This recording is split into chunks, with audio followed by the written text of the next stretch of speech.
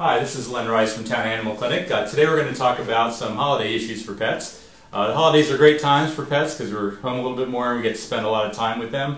But there's some dangers involved too, so we're going to talk about three potential dangers: electrocution injuries, linear foreign bodies, and chocolate toxicity. Electrocution injuries are common around the holidays because, of course, we have more light cords out, and oftentimes people are getting puppies and kittens during the holidays too.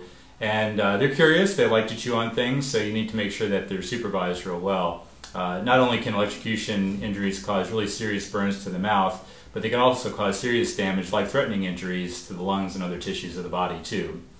The second danger we're going to talk about is chocolate toxicity.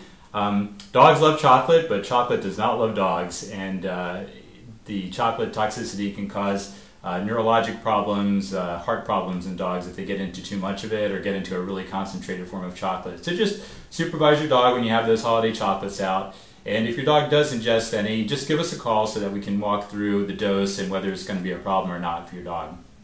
The third issue is linear foreign bodies. This is just a fancy word for strings. Cats love to play with strings, and during the holidays we have ribbons, tinsel, things like that out, in addition to the normal hazards of things like dental floss, thread, yarn. And the problem with these is that when cats start to swallow them, they're committed to swallowing the whole thing. And these strings can actually bind up the intestine, and they almost act as a saw that can cut through them. So it's really important, if you have a cat that has that sort of tendency, to make sure that those things are out of reach of your kitty. The other slightly gross subject with this is that sometimes those cats will pass those foreign bodies and you'll see a string coming out the other end.